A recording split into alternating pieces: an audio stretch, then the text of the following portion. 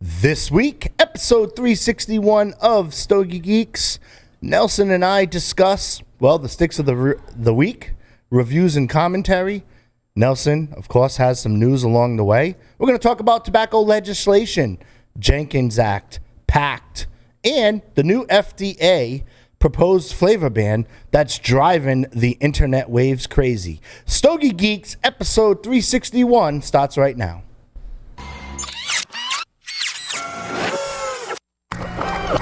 This is a Security Weekly production. Broadcasting live from G-Unit Studios in Rhode Island, it's the show where cigars burn slow, ashes fall fast, and cocktails flow steady. It's the Stogie Geek Show. Welcome, everyone, to the Stogie Geek Show. Joe and I are already silly. Oh, yeah. Joe Hozempa, a.k.a. Joe Hollywood, is here with me in studio. I'm fired up. So we also have remote Drew, who is remote over in Texas. Look at you. You got some Stogie Geek swag going on in the background. Got my banner. Where are you? Yeah. Oh, yeah. I'm all set up for the Stogie Geek mobile lounge. Confidence.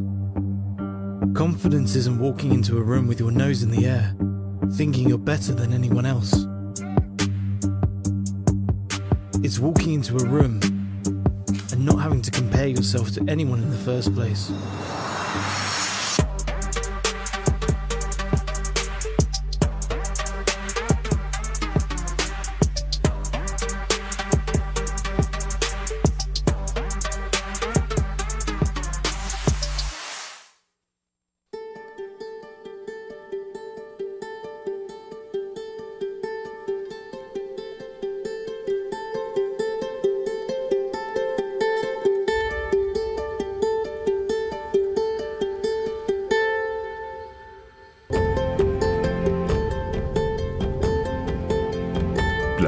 Cigars, perfected for more than 150 years. Yours to enjoy now.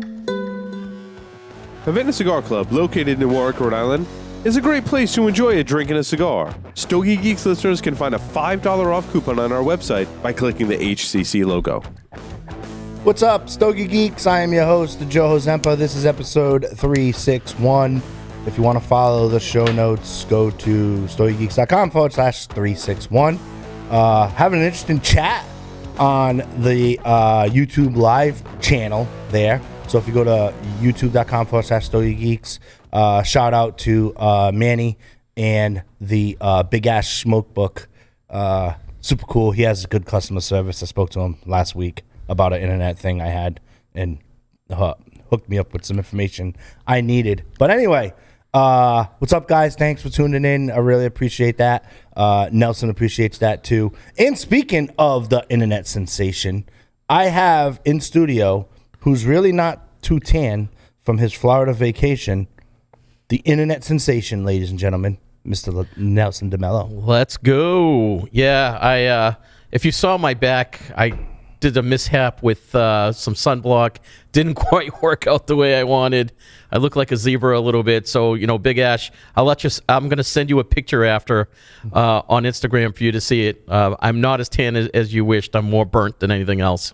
What the hell is your problem? You went to Florida. I used this. I don't know. I was out every day, and I'm Portuguese too. You would think I tan, but yeah, you're not tan at all. No. I didn't even think about that. Like, you didn't come back tan until Lace pinged it on the chat. But yeah. Yeah, he's done nothing but throw me under the bus in that chat. Yeah, this chat is this chat's distracting me. Hold on. Yeah, we're just gonna sit here and just chat and just you can like watch us chat. Actually, that'd be like everybody else's podcast. Anyway, yeah. Welcome to Stogie Geeks. Oh, that would be cool. That would future be, show. Oh, what? What did he say? What happened? What I missed? Live Q&A. Oh, live Q&A. Yeah, if you have a question, ask it, and I'll answer. If you want to do a live Q&A, we can do that. We actually have time for that because Stogie Geeks is going through a little bit of a new format. We're gonna have one segment a week moving forward. It's going to be interviews or sticks.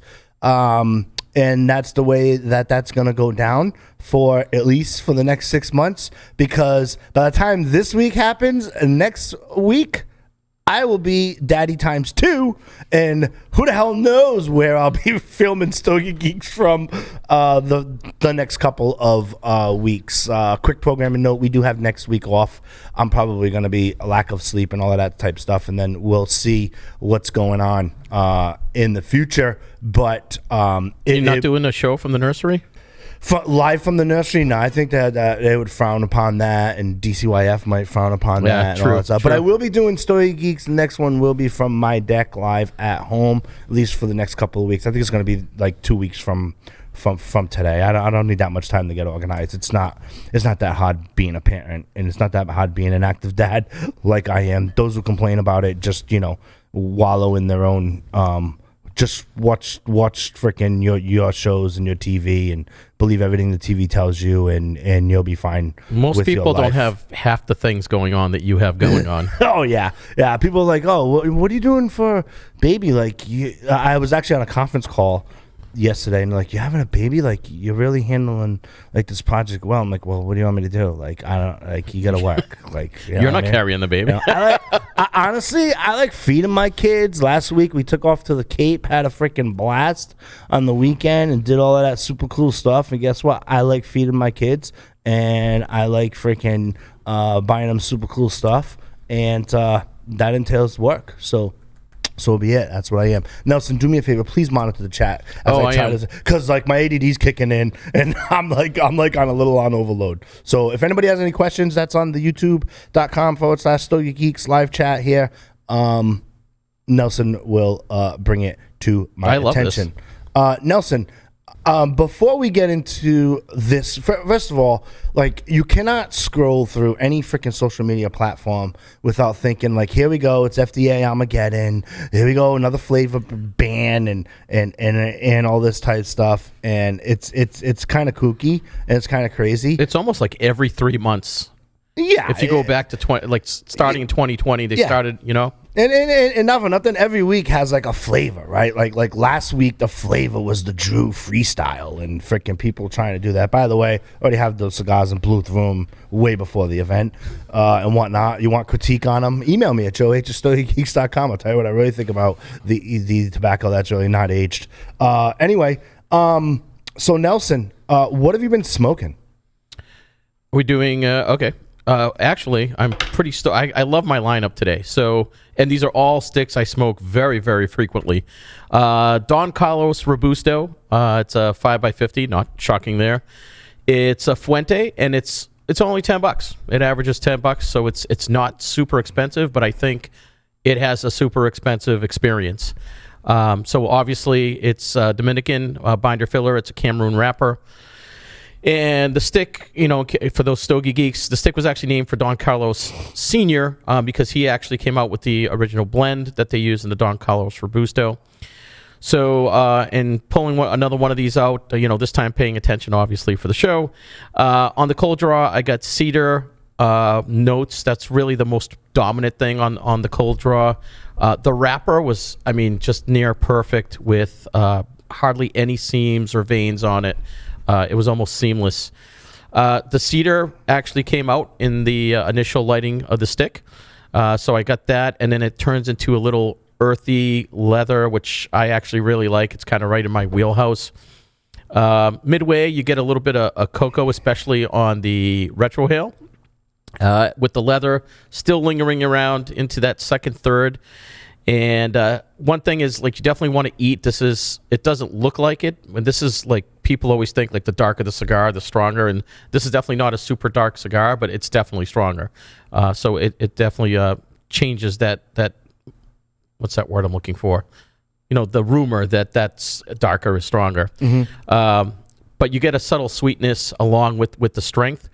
And in the end, actually brought some dry, fruity flavor, which I had not experienced in the rest of the stick. So not super complex, but you definitely get like a variant of notes throughout the smoke. The stick composition, it was amazing. It just perfect burn. I had zero touch-ups. It didn't go out. No relights. No canoeing. Nothing like that. It didn't even. It's rare that I smoke it to the nub, and people make fun of me. I pull out the nub picker, but whatever. It goes to the nub sometimes. It's just the way it is. Oh, the Drew apparatus there that, like he's, you poker? Yeah, a poker. Yeah, toothpick wouldn't work. Too, Yeah. if you need it. It does. Or with me, I just throw it out and get another one. No, but this thing was good. So I didn't want to. They're all good. I went right down. No, some of them, as you get, it gets too hot at the end. I mean, contrary to, like, internet belief, you really don't need to, like, you can smoke it wearing a bra. You can smoke it not in a bikini. And you can smoke it without cleavage. And guess what? It still is a good stick. Yeah. Contrary to if you're scrolling on the internet. And Lace in the chat was talking about me in a thong, and hey, I did smoke one in a thong, and it was great. Nice. So Joe's absolutely right. Well, if you posted you in a thong, then maybe you would get like 587 likes instead of 200 change. Hey, internet sensation. You know what I mean? So this overall was a great medium body smoke. Just going off the rails. And I smoke one of these at least once a week. This is a great stick. So for me, this was a box worthy, and I've definitely bought a box of these. And for those Stogie geeks who are listening and not watching, that is the Don Carlos Robusto. Yes, we got to start repeat. You're right. I got to be better about that. Yeah, well, that's okay. That's why I'm here. We got messages about that. Yeah. Make sure you repeat afterwards. Yes, the Don Carlos Robusto. Not the Don Carlos Personal Reserve, which is also another favorite of mine. Yep. Yeah. I'm such a fan of that series. Right? In all the different sizes, I like the Robusto size, but I'm also into the little teeny tiny size too, the thinner one. I don't know what it's called. Yeah, me neither. It's pretty cool. Like Corona or something. I don't know anything about Oh, cigars. okay. I was going to say, not a Lancero. Yeah. No. It's a smaller ring gauge. I don't know a lot about cigars. I'm just like Johnny Bravo. I just put the headphones on and look good. So what are you smoking? I'm actually smoking a aged Añejo shock from Matator Fluente. Paul got back from vacation and cleaned out his home humidor and brings it over here, which is ironically to the time I'm taking some time off for work. See how I'm on to him. You know what I mean? Oh, Joe's going to be on. Joe will not be here. Joe's going to be working remote for the next couple of weeks. Let me bring over some aged stuff and whatnot, Or it just could be just a coincidence, but I highly doubt that. Well, it's funny. You mentioned the Fuente. Just a shout out to Carlito Fuente Jr. It was his birthday yesterday. Oh, yeah. And it's just ironic. This was not planned. I did a Fuente. You just mentioned the Fuente. So it's Fuente Friday. Carlito's birthday yesterday. Happy birthday, brother. You have a stick you reviewed? Yeah, but I don't believe in Fluente Friday. I just believe in Fluente Day. Yeah. Oh, no, I don't do. I smoke whatever I want on Fridays. That's cool. If we want to be hipsters and do all of that stuff, that's cool. I like it. Yeah, I had the Viaje Fat Corona. Fat Corona. The Viaje Fat Carolina Reaper. Can you say fat? Is that allowed? It's PHAT. Oh, okay. There's really not a lot that's allowed these days. We'll probably get to that in the legislation component there. But, this is part of a series that Viaje puts out, right? Back in 2015, they had the Viaje Jalapeno. 2017, they had the Ghost Pepper. Super cool stick. If you search through the Stogie Geeks archives, it's there. I rated it. I liked it. There was once a time when I first appeared on Stogie Geeks, I could not go through a show without saying Tatuaje or Viaje. I'm just such a fan of the brand. There have been for a while. Then in 2018 they had the Jalapeno. Then they had the Carolina Reaper back in March of 2018. Then they went with the Viaje Scotch Bonnet back in 2019. Now bringing it back up to where we are, January. They had January last year, 2020, was the Fat Jalapeno. Now it's the Fat Carolina Reaper. It is a 5 and 3x16 by 55 size. So really otter shape size there. They're reasonably priced if you can get your hands on them. They're all Nicaraguan, wrapper binder and filler, made in Honduras. Cool, right? Anyway, again, your ring gauge is 55. It's a Perfecto size. The number of cigars is kind of undisclosed, but they tend to be pretty limited. within previous releases. And what's kind of cool is after you unroll the foil in the presentation, you know, the ghost pepper had that white little sleeve on it, jalapeno green, the Reaper had the red, and after you get past that and then you cut it, ironically enough with the shape, I actually bullet cut it. Because you have to be super careful With the Perfecto? Yeah, you gotta be like really into cigars to actually get this done, and super careful. So for those newbies, like careful because you can like mutilate the cap. But if you go really slow and really easy and just go through, you bullet cut it. It comes almost off the edge, right? Yeah, I'm looking. And you know, for those not on the video, I'm looking at Joe funny. I'm like, I smoke Perfectos all the time. I can't even think of a time I try to punch it. That's it can't be easy. That's because you're not a Jedi master of cigars yet. I'm not. I'm still an apprentice. You know what I mean? Still an apprentice. You know. So Anyway, so you just gently there because I really do like either a deep V, which you can obviously accomplish that, or a bullet. Because I really like how the cigars kind of build up that. I've just always been that as opposed to a straight guillotine guy, right? But when you have this, right, you're going to get, you definitely get barnyard chocolate creamiest, and then all of a sudden, poof, that pepper just jumps right in. Wow. And it becomes pretty spicy, but it's not like for those of you who don't like peppers, like, it's not like, oh, my God, I really can't take it. The only way you wouldn't not be able to take it is if you're, like, really, like, slow into the retro, right? So kind of think, like, okay, you get some barnyard and some pepper.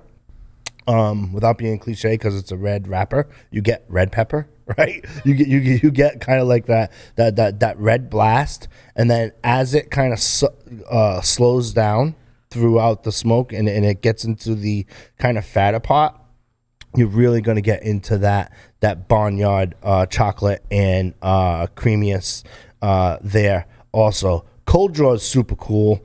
I've been into the cold draw lately since we did the John Triano interview 2 months ago or so, where like you cut it and do it in the cold draws, because then I've been getting into like the what I should anticipate from a cold draw. And super cool. Yeah, super cool stick. Yeah, I agree. I'd give it. I mean, if you want to go out and go get a box, sure, right? Super cool. I'd either go box worthy or my official Stogie Geeks rating. I would smoke a box, right? But definitely box split with a friend. Yeah, but only give it to a friend who would appreciate it, because it's not like you get a box and you have a bunch of friends coming over for a camp. They're just not gonna enjoy what that stick has to offer. So he picked the right name for it. Yeah, and I've been into the Viaje brand for a while, even pre Stogie Geeks. Yeah, so I followed them and Tatuaje very, very closely. There, and I've been into all the antidotes and superheroes and zombies. The zombies, I know I'm crisscrossing brands. Everybody take it easy, right? You know what I mean? I've been into all of that stuff there too, but I just like where they go. You know what I mean? And they're not afraid to go. Ghost pepper, I expect it to be like ridiculous, right? And like I've actually been to a barbecue place up in Maine, and had a ghost pepper Bloody Mary. Where how the bartender does like he makes it in the mixer and tastes. He's like, oh my God, I can't even. And we were like, yeah, dude, like this is like spot on. And it was hot. Don't get me wrong, but it's like we like that type stuff, and if it's my palate. Yeah. But please note, these cigars are not like as peppery as they are marketed to be, unless you're really, really slow on the retro and trying to like break it out from there, if that makes sense. Yeah, I think Viaje is one of those brands. I mean, I shouldn't. I'm not going to blanket this, but in the Northeast, at least, you don't see it in a lot of shops. But I think I'm a big fan of their Oro Reserva. Great stick. Someone gave me one, I think, about a year ago, and I that's how I first discovered Viajes. But And the other thing I wanted just to mention was, you went back to when John was here and the cold draw. And, if you guys haven't seen that episode, I'm not sure what episode that was, but, go back and watch that, because I definitely took away, as it sounds like you did, Joe, just appreciating the notes, even before you light it, right? But even during, because he really forced us to go slow in smoking all those different elements before we wrap that up and smoke the final stick. Yeah, John's an OG, as I said, and actually have a chance to chill with John almost every Sunday at a cigar shop, and it's just super cool to spend some time with him and hear some stories and kind of chat about just where things were and where things are within the industry. Right. And some out of the industry and stuff like that. Speaking of Alec Bradley news, in June or July, I actually test blended their new release. And when I test blended their new release, I cut it, did the pre-draw, and I guessed wrapper, binder, filler, region out of the gate before we even lit it. Before you lit it? Before we lit it. I was like, oh, this has Criollo 98 in it. No question. And he's like, well, I don't know. So, of course, I have to make some calls, corporate. They're like, well, we're really not at the liberty to talk about the friggin' I'm like, you don't have to tell me about the liberty. It really has it. It really has it in there.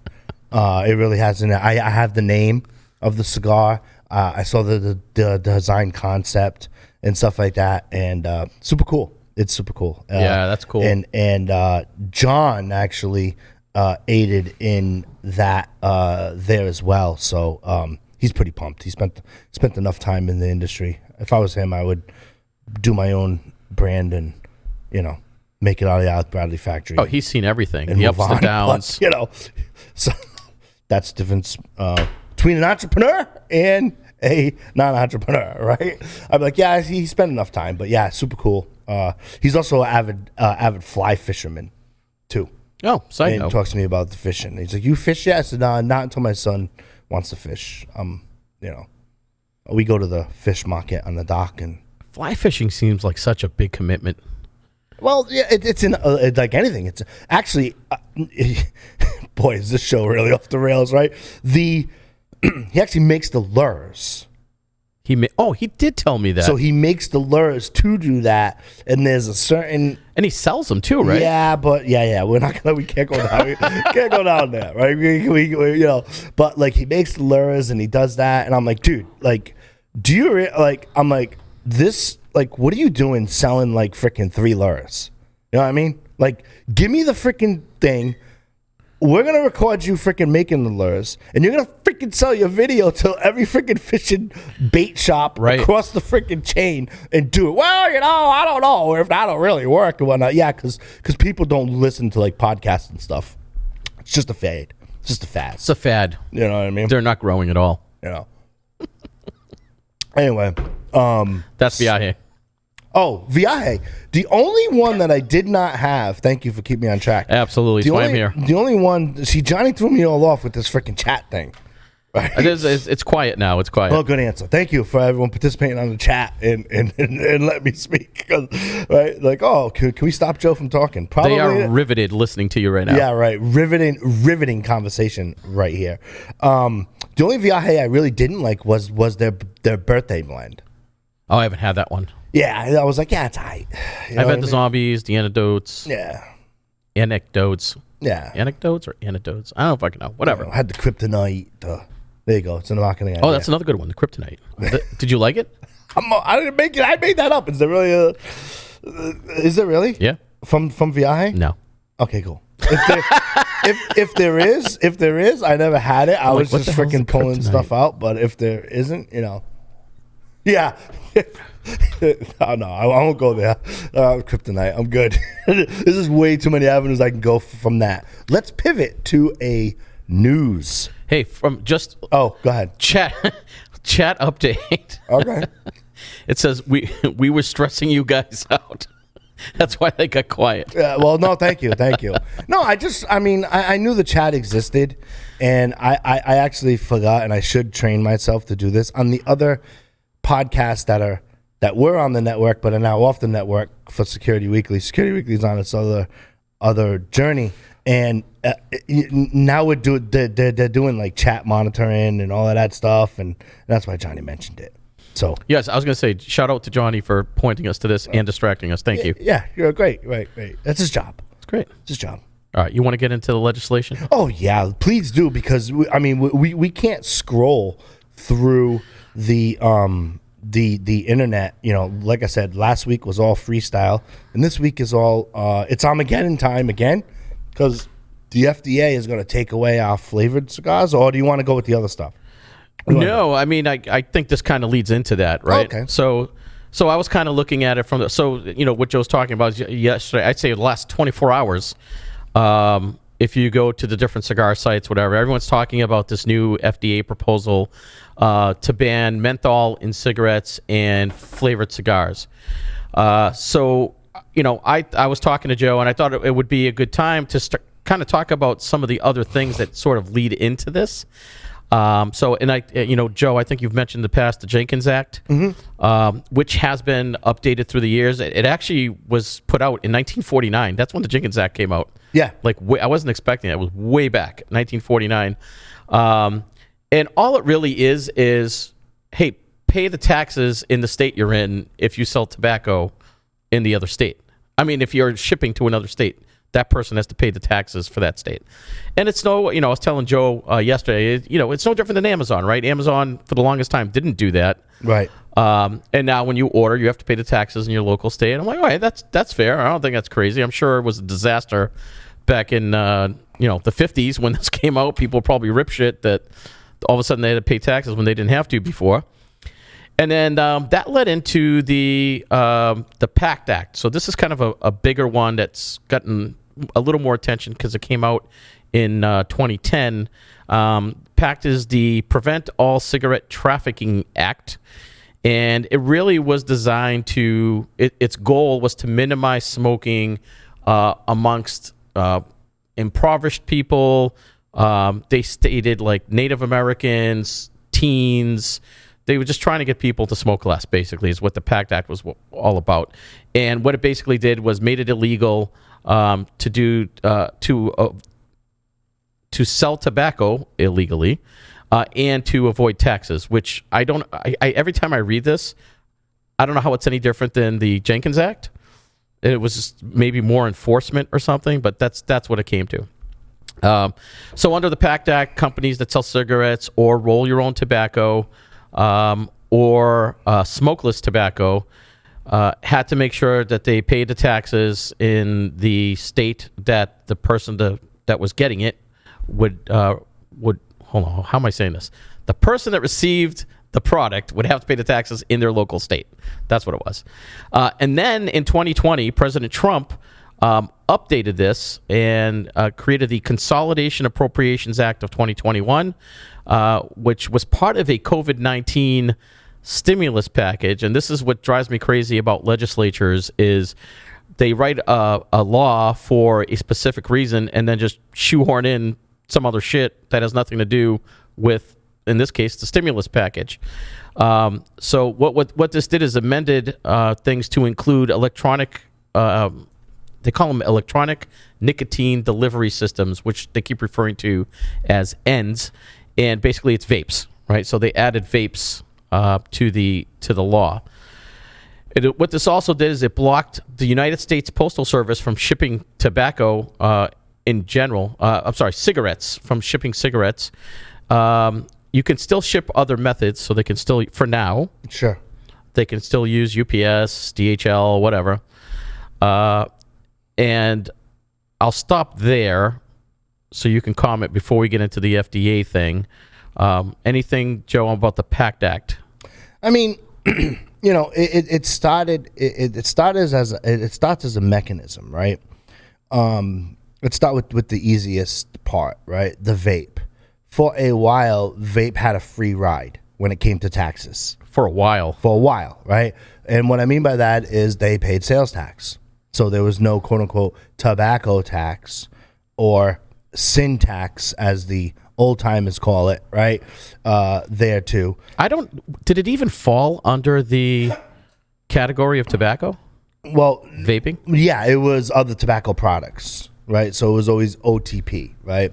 So, and then 2018, vape started getting into the discussion.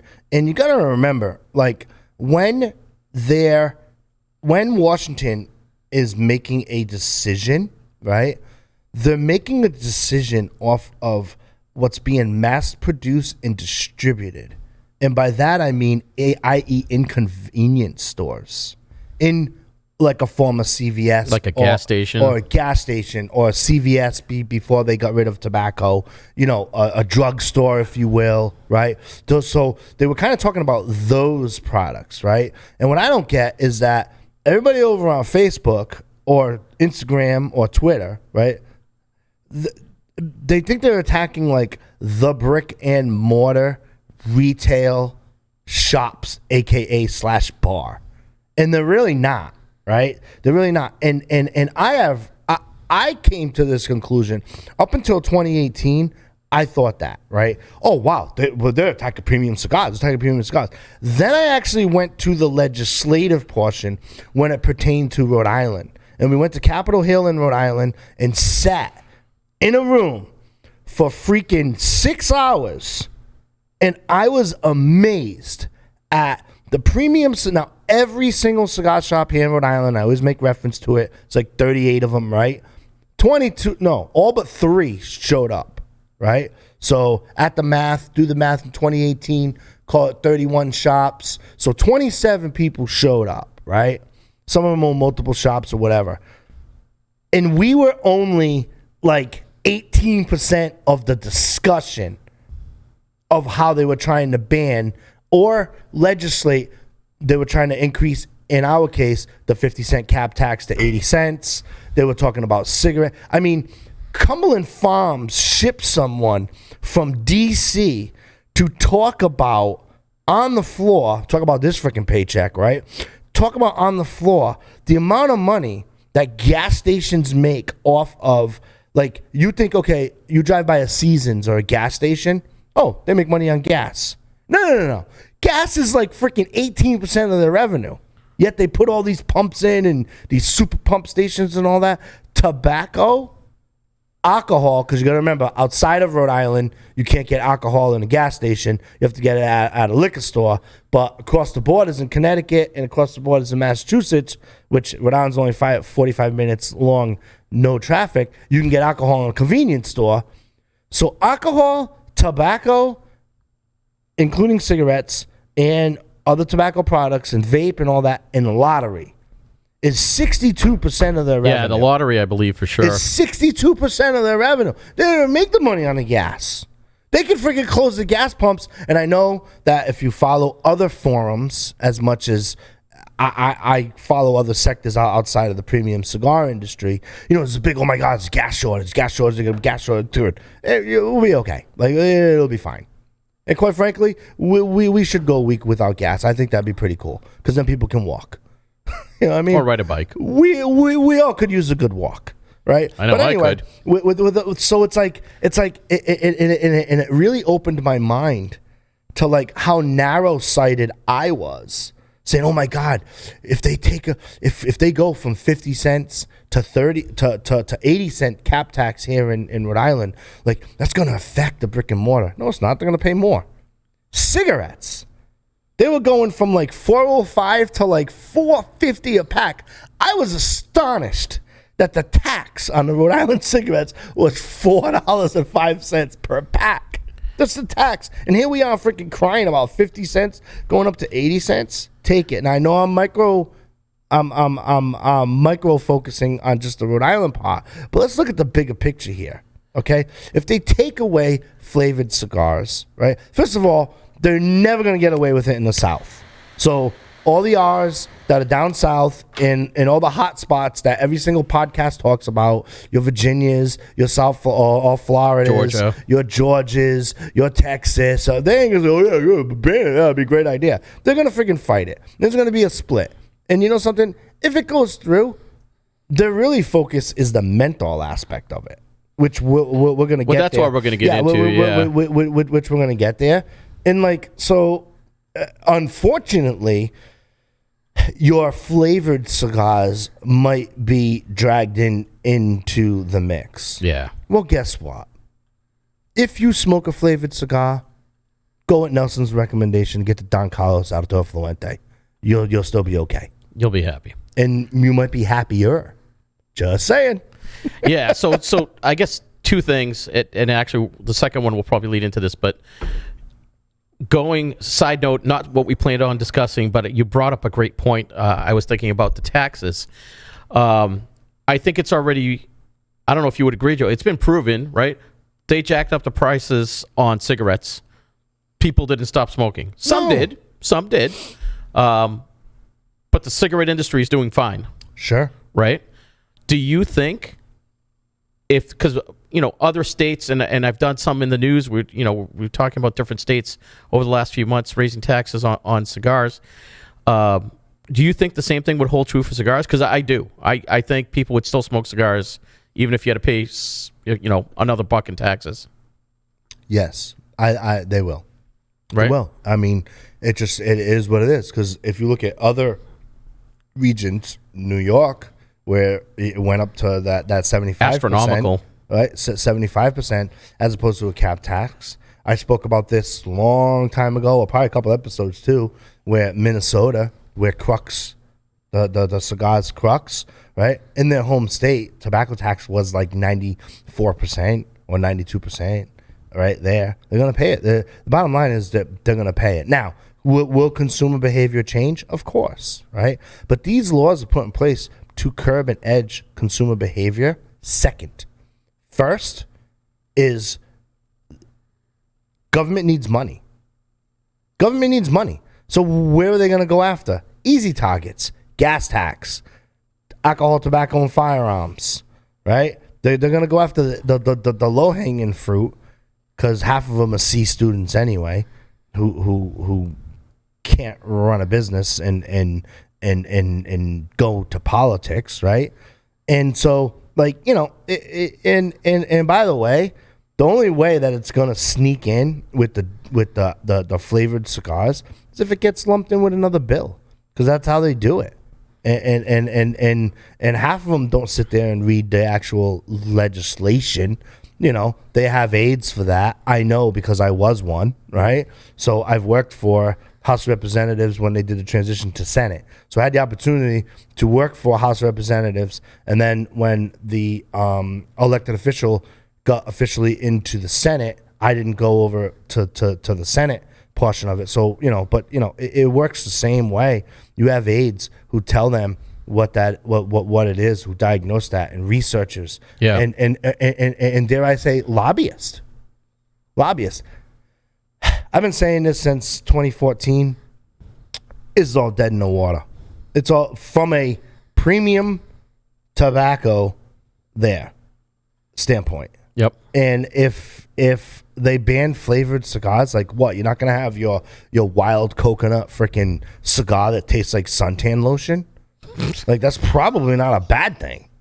You know what I mean? That's just the best. It totally is like. It's probably not a great bad description. thing. It's probably not a bad thing. Like, you know what I mean? Like, smoke. Go pull up jcnewman.com, look up their profile, and stay in that region, and you'll be fine. Start there if you're into just the flavored stuff. And I'm not saying that because they're a sponsor. Pull up freaking, go bold. Go for Tatuaje or Viaje. You know what I mean? Or go for those the cigars you give me with the red ribbons. What are they? The red ribbons? Has a little red velvet ribbon on it. Oh, Ezra Zion. Red velvet. Yeah. Do yourself a favor and stick chase those for a while. Yeah. That'll Not keep you infused. Not entertained. infused. That'll keep you entertained as they sell out in an hour on the website. Yeah, you said so much there, and I'll go into the announcement from yesterday, and I just have so many problems with this. So yesterday, the FDA announced that they're proposing a bill to ban menthol in any tobacco product and flavored cigars. So, to Joe's point, a lot of the Drew Estate stuff, Tobacco, I think, has the coffee flavored cigars. So they're working towards issuing this proposal. Probably in the next week or so, they're going to raise it. The big thing for us, us being cigar smokers, is the flavored cigars. My biggest problem with this is their driver for this, which is, hey, we're doing this to protect you. We want to protect you as the government. Flavored cigars are bad. All cigars are bad, but flavored cigars they literally say a gateway tobacco product, and that it's again people that are poorer, teens. Again it's like this gateway stogie to get into tobacco. My problem with that is, and I was telling Joe this before the show, is it's not going to stop people. They're not going to stop. If you take away my blondies, I'm just going to smoke something else. I'm going to smoke my Robusto, Don Carlos Robusto, or my Viaje. Will some people quit? Sure. Maybe they really love their infused cigars, but I don't see this proposal as achieving what it's meant to do at all. And the weird part for me, Joe, is it's not a revenue maker for the government. So I'm not sure why. I mean, unless it's just a virtuous thing they're trying to do to say, hey, we're trying to protect you and we're doing this. Mm-hmm. Well, you'll hear this on no other podcast because Joe's the real deal with integrity. This comes from a elected official in Washington. And so I am going to read. Yesterday, the FDA moved forward with the proposal to ban menthol cigarettes and flavored cigars. It also promises to focus efforts on keeping tobacco products off the market instead of targeting individuals who use them. Keep in mind, this is where this is going, right? This is why I think it's really dead in the water unless they stick it in another bill that's attached to a bigger thing. Like, hey, we're going to freaking give to, we're going to send our extra vaccine viruses to another country because, we've been vaccinated. I'm fast forwarding, right? Fall. I'm being wishful thinking. And we're going to start helping other countries and do that. And they're going to say, yeah, let's pass an act in that. And they're going to stick it in. And then that's how it's going to get done. I'm making that part up. But here's the point, right? Okay. The provision came in response with warnings that the FDA received from civil rights leaders that the ban would lead to criminalizing roughly 85% of black smokers who use menthol cigarettes. So, guess what happens? As soon as you start using the B word, ACLU jumps in, right? This is why other cigar podcasts are scared to talk about the B word or the ACLU. But here's the facts, okay? In a note to regulators earlier this week, the ACLU and dozens of other groups, I can list them if you want them, right, had said, quote, our experience with alcohol, opioid, and cannabis prohibition teaches us that this is a policy disaster waiting to happen with black and other communities of color bearing the brunt. This is a quote. This isn't coming from me, right? So what's that saying is, and now we have some quote unquote black experts, black health experts have been working to get menthol flavored tobacco products banned for over a decade. Okay? Over a decade. So let's rewind where I was. Now I might have baby brain, right? So over a decade puts it at 2001. That's around the time, obviously, of 9/11. No, I'm sorry. No, 2000. Where am I?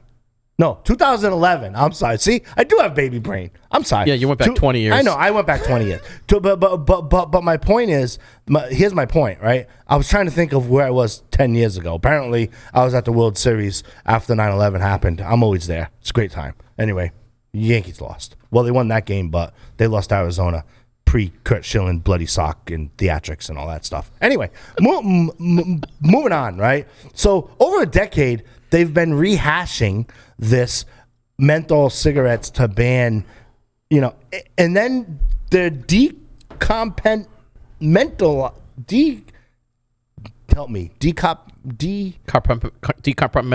Yes, thank you. That's the word. Decompartmentalized. Yeah, decompartmentalized. Yeah, that one, right? Right.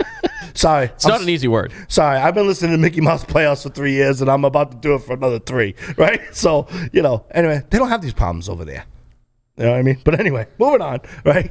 So now that they're putting in category, ACLU is going to jump in. They're going to say, wait a minute. Now, what are the numbers, Joe? Land the plane, Joe. Okay, sure, I'll land the plane. Menthol cigarettes account for 1/3 of total sales in the U.S.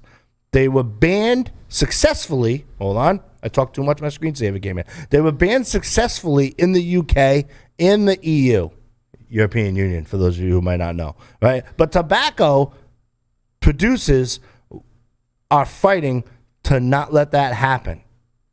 But they did it in Europe to ban the menthol cigarettes. And guess what? I have friends in Europe. In fact, we interviewed someone who was on Stogie Geeks a long time ago. Actually, it's bringing up a nostalgia because I was having the birth of my first son when he was on for the summer, right? And doing that there. And guess what? Yeah, they banned it. And guess what? You know what he did? He switched to Cubans. So do yourself a favor. Stay off the flavored stuff. Let them fight the fight. Because at the bottom line, no matter how much time and effort we talk about it on this show, or it makes the Facebook feeds or whatever, the government's going to do whatever that they want to do. And they're not going to ban it. They're not going to ban it because they need the revenue. They need the revenue. Yes, that's Aaron. Episode 281 of Stogie Geeks. Thank you, Johnny. Right? So check out StogieGeeks.com. Type in episode 281. And we talked about that whole transition. Because my interview with him was pretty simple. You live in Ireland and England, which apparently that's a thing, right? Switching back and forth. Yeah, why not, right? So anyway, what's it like to go to a cigar shop? He's like, well, you just choose Cubans. Like he goes, he was amazed that Stogie Geeks has all these, all these brands that we talk about and all that. He's like, dude, we just smoke freaking Cubans. Partagas, Monte Cristo. Like freaking like you know what I mean? Like it's not a thing. It's not a thing. And I'm sick of podcasts trying to make things a thing to get viewers, right? It's a thing. Like it could be a thing to you, but not for nothing. Getting back to business, right? If you're a brick and mortar shop and they ban your flavored cigars, you will still have alcohol to sell, BYOB to have, whatever your business model is. And you'll also be able to sell some Don Carlos Robustos. Yeah, you'll have shelf space. Yeah. I mean, you know right? what I mean? It's not, and I understand, you're shunning. Like I said, the only way this is going to happen, and I don't want to dwell much more on this, but the only way it's going to happen is if it's put into something, because they started segregating the audience and then targeting the black people who have menthol menthol cigarettes, and they're going to lump in the vape flavored and then that. Now, state of Massachusetts, if you're in the state of Massachusetts and you have a brick and mortar shop, you already can't sell it. That's right. Because they already did it at the state level. And guess what? My customer is still open. Yeah, I live in Mass. No shops have closed. Like, I mean, it didn't shut anybody down. It's still open. And even predicate date, like, it's still open. Like, they're still going to be open, and they're going to pivot. And they're going to, and by the way, this is something that, like I said, no matter how much time we spend on it, we can't control it. Yeah, I mean, I guess, well, one, I wanted to say, I did find it interesting. There's no actual bill named in this, which made me think about what you were saying, Joe, that this might just get put into some other bill. That's the only way it'll pass is if it's a stick-in. Right. Usually you'll see like a bill number associated with whatever they're proposing, and I don't see anything here, which kind of leans towards that. I don't know, obviously. But yeah, like I guess I have two problems. My main problem again with this is I don't think it's going to accomplish anything. I really don't. It's very minimal, if anything. But on the other side, I agree with you. I don't think it's going to affect businesses. I don't think it's going to affect customers. People will still smoke. People will find other things to smoke. And, you know, the other thing is, if this ever did happen, it would create a secondary market.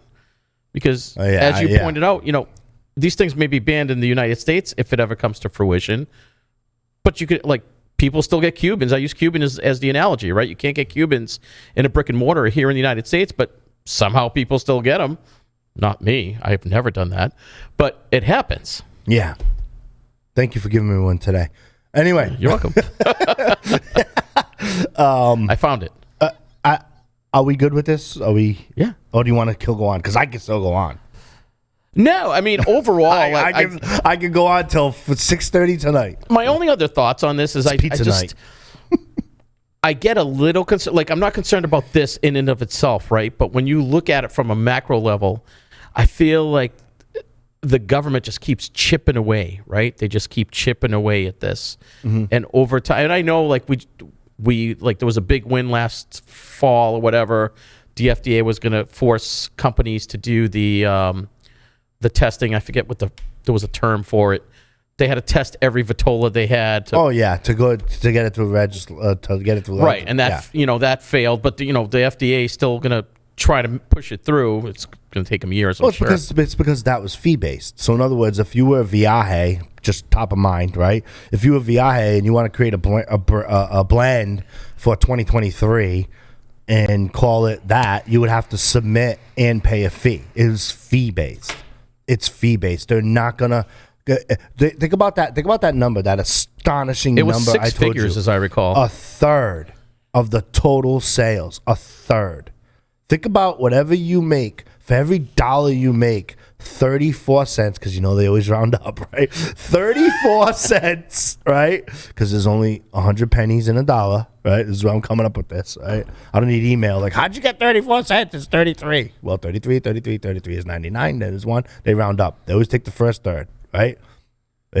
It's FIFO, first money in, last money out. That's how it works, right? FIFO, LIFO. Yeah, FIFO and LIFO, right? So what happens is a third of the sale. So if they ban these things, a third of that sales revenue and or taxation revenue is going on. Now, coming off of the coronavirus, do you think that when our GDP, gross domestic product, because it's related to that, for those of you who are scoring at home, right? Do you think that a GDP that only raised 6.4% can withstand that type of 1/3 deficit? Nope. What are they going to do? Kick the can down the road, tell everyone they're working on it, and away they go on to the next chapter. That's my total prediction. Is it's going to be kick the can down the road. You're still going to be able to smoke your Newports, and you're still going to be able to, but they might do the smart thing, which smart for them, bad for us. Let it go at the state level. Like Massachusetts said, oh, we saw this coming, so they started with COVID, pre-COVID, right? Getting that legislation already put in place, because if this happens, they've already taken the brunt of COVID and the non-tax from the flavored cigar volume and menthol cigarette volume, and then doing that there. But guess what? People in Massachusetts are going to the next state over and getting that there, and getting what they want there too. And the tax is going to Rhode Island. So there, and away you go. And you can go to websites and buy your cigarettes online, and buy your flavor stuff online, and do that there, and take the chance and do all of that. They're gonna find a way, which is gonna be closer to Nelson's point. It's going to create a secondary market. Like, do we really want to be bootlegging acid cigars? Or do we, and I don't want to pick on acid, flavored cigars. Do we really want to be bootlegging freaking grape soda, freaking vape? Like, but you know what's funny? Like, people probably said that about Cubans when it happened, right? Cubans were so readily available. They were, like, we're saying that now because we know they're there, they're attainable, right? Mm-hmm. But I bet you it was the same reaction back then. Like, oh, really? Like, Cubans are everywhere. Like people will just smoke something else. But actually, that would be interesting to research. Is when did it really become the mystical cigar that these are tough to get. We need to get them. I could see 10, 15 years from now, if this happened, acids would be the new Cubans. Delusional. I'm telling you. Delusional. Because let's talk numbers, right? First of all, the nostalgia of a Cuban came from Hollywood. Cuba is operating at 97% of capacity already for cigars. I believe the number's 13. My numbers are going back 2019. I had a baby late 2018, so I might have baby brain. I might be off by my years. Cuba's running at 97%. They don't give a rat's ass if we turn around and open the gates for Cuban cigars. Oh, I agree with that. No. So, but it's not going to increase anything. If anything, it's going to make Cuban cigars street price $20, and they're going to be $30. So, if anything, if the embargo gets released, it's going to make everything go up. Economics would tell you that, right? So, the mystique and all of that comes from it's like a fabricated distortion. That's a good episode name. Fabricated distortion of they fabricate this nostalgia in their head. Like, these Cubans are so hard to get, right? And all of this stuff. It's like, dude, let's put stuff in perspective. Like, it just there's no way. Acids becoming the new Cubans. God bless us all. And God bless our palates. Well, I'm not saying it makes sense, but I'm trying to remove my knowledge of it, right? I'm just trying to follow the algorithm that's already been written, right? It's not apples to apples, but if something is not available for 15, 20 years, but you can get it somewhere else, I could see that becoming like the new popular secondary market. Stick chasers, right, would chase after it. Do you know the percentage of acids that are sold in convenience stores versus brick and mortar shops that historically? Oh, that's the other thing. I mean, acids are super popular. No, but do you know? No, I don't. Do you know the number? Yeah. Put it this way: if every brick and mortar in the United States got rid of the acid line, Drew Estate would still be okay. Yeah, but they take a hit. Not as much as you think. That's fair. Because I did think it was a big part of the revenue. No, come on. Please, I would never visit a cigar shop. They'd be all flat-brimmed hats and satchels and what's that thing you call, Johnny? You think that coach thing you say I gotta buy? What's that thing? The hell is it? Fanny pack? Well, it's not a fanny pack. What? It's a satchel. I did use the word right. Like they would, yeah. No. I'd be like, I like fanny pack. I would become a La Bodega if think about how many people roll in to a. It's just the number's not impactful. This is to target cigarettes, flavored tobaccos being thrown in there, and the vape because they've had they're not going to take the hit. I'm telling you, they're not.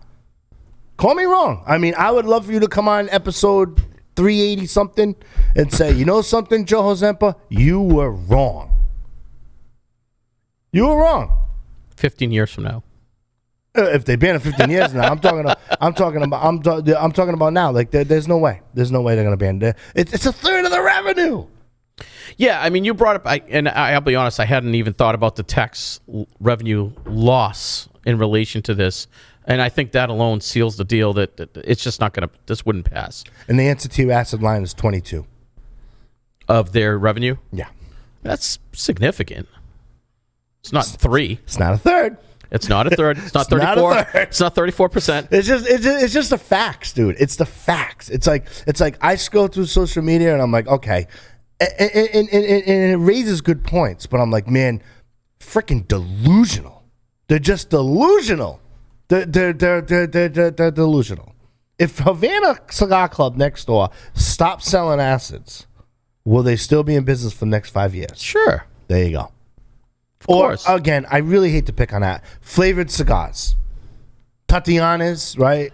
No, I think we already said that. I don't think that brick and mortars or even online, no one would be impacted. There's other products. No, people will be impacted because consumers won't be able to get that. But Well, they're gonna find a way consumers to will get be the impacted because they won't be happy, but I think the businesses would be okay. Can you picture 20 years from now in Nelson's world, right? You know how like Marty and Doc went to the alternate Biff world and Biff had the casino and he was all crazy and cool because he had the book. In Nelson's world, 20 years from now, people be like, yo, dog, what are you smoking?